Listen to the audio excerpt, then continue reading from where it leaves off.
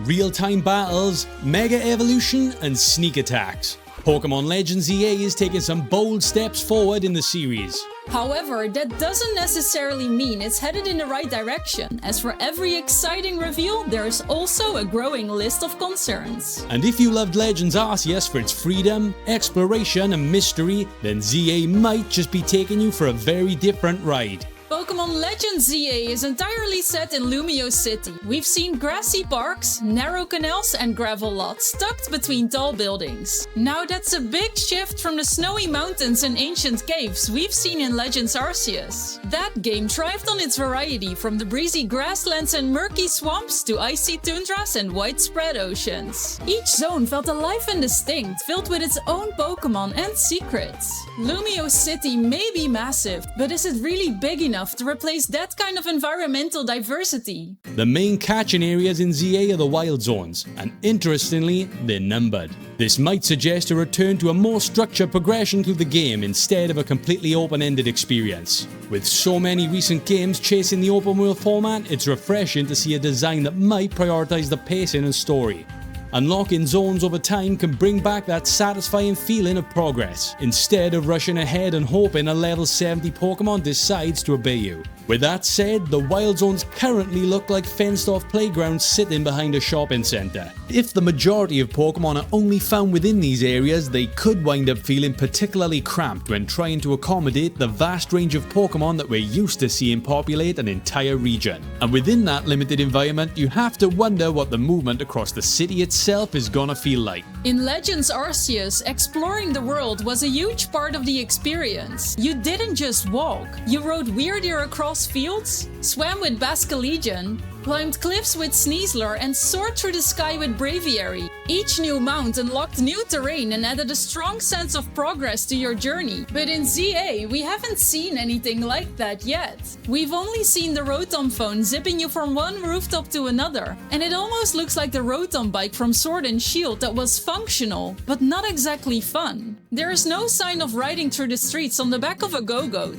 surfing the canals, climbing, or flying. And while the classic taxis from Pokémon X and Y might return, fast travel isn't going to replace the feeling of exploring on the back of your Pokémon. And while we're talking about immersion, Lumiose is a city with buildings on every corner, yet most of the trailer footage takes place outdoors. So can we actually go inside any of them? In Scarlet and Violet, cities were filled with buildings you couldn't enter, which broke the illusion of a living world. It'd be disappointing to see that happen again, especially in a game that's entirely set in one location. By contrast, the older games let you wander into homes, have surprising interactions with NPCs, and cover hidden stories or stumble into weird side quests. It was those little discoveries that made the towns feel alive. There is hope though, as we do catch a glimpse of what appears to be Looker's detective agency, which suggests that some interiors will matter. But if most buildings are just window dressing, Lumio City could end up feeling more like a ghost town.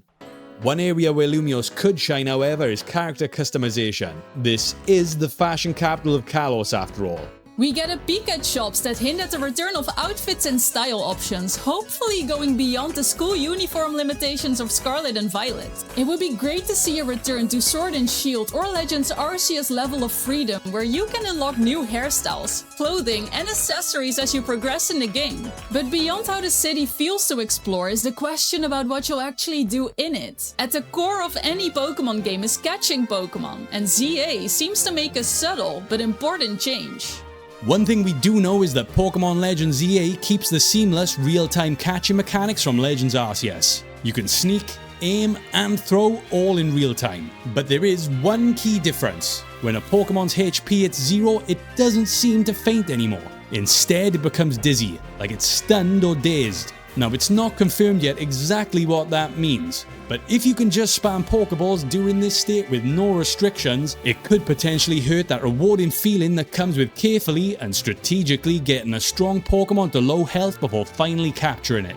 If there's no risk of failure, it could have a big impact on how satisfying catching feels. But there are some positives too. We see that wild Pokémon can behave differently. Some charge, some run away, and others seem curious or passive, just like in Legends Arceus. It helps keep encounters fresh and forces you to adjust how to approach each one. But what we haven't seen yet though are threats, like the alpha Pokémon or something like them. In Legends Arceus, running into a giant overleveled Snorlax felt like a genuine danger. It made stealth matter and gave purpose to strategically use items like smoke bombs. Z-A has the structure in place for that kind of tension, but whether it will actually deliver on it is still a mystery. But one thing that's definitely changing is the way we battle. Pokémon Legends Z-A introduces a brand new battle system, moving beyond the traditional turn-based formula into real-time combat that feels faster, more tactical, and less reliant on pure stats. Stealth and surprise attacks return from Legends Arceus, but seem to go even further, with even wandering trainers being subject to sneak attacks, something that flies directly in the face of past Pokémon battle standards. With the addition of cooldowns and moves being completely reworked to function in this brand new environment, it's no longer just about power, accuracy, or effects. You'll also need to consider your range and positioning. Similar to another one of Nintendo's RPG series, Xenoblade Chronicles, it could even be possible that the position you attack from applies bonuses and extra effects depending on where the attack is coming from. You can also switch Pokémon on the fly mid-battle that could lead to more dynamic fights, or it could break the system entirely if cooldowns aren't carefully balanced. Another twist is that some attacks can hit multiple opponents with a single move. One clip shows Mega Kangaskhan hitting a group of Trubbish at once, something that wasn't possible in Legends Arceus.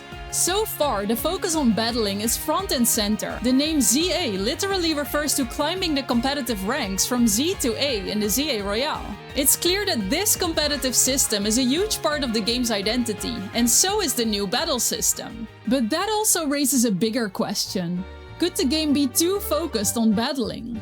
We've seen almost nothing about open-ended exploration, and for what was first established in a Legends title, that's a major shift in tone. If Z-A really is part of the Legends series, then what exactly justifies the Legend title this time around? Legends Arceus felt like a deep dive into the myth and history of the Pokémon world. It was set in the distant past, filled with ancient lore, noble Pokémon, and the constant threat of powerful alpha Pokémon roaming the wild. But Legends Z-A seems very different.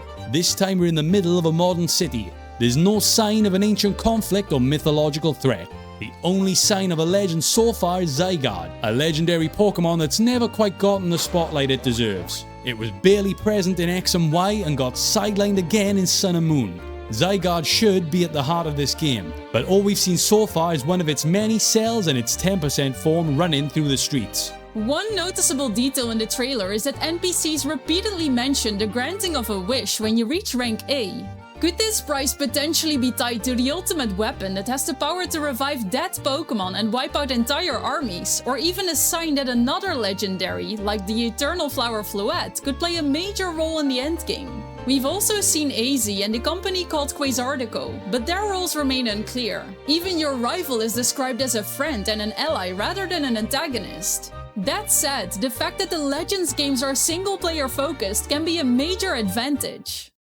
With the development of Pokémon Champions potentially moving battles into its own space, Z-A and other future titles may not have to carry the burden of including all the mechanics that allow you to train your Pokémon and alter their stats to cater to the competitive scene. This could open the door to crafting systems and evolving the traditional Pokémon formula in a way that's made purely for solo players, with better pacing, more focused and polished mechanics, and a story that doesn't have to take a back seat to accommodating so many different demands. While we haven't seen much of the legend in Legends Z-A yet, this shift could be what makes the game truly stand out. But there is one more thing that could shape how this game is received, and it has nothing to do with the story. Pokémon Legends Z-A is launching on both the original Nintendo Switch and the Switch 2. On the surface, that sounds like a win for accessibility. More people get to play. But it also raises an uncomfortable question. Will the game be built around the limitations of the older hardware? So far, everything we've seen, the game looks like as though it was initially conceived and always intended to release on the original Switch, despite the fact that Game Freak would most definitely have had access to the Switch 2 specifications at this point. And that makes perfect sense. Obviously, they want to sell the most games possible, and offering Switch 2 players an upgraded experience is just icing on the cake.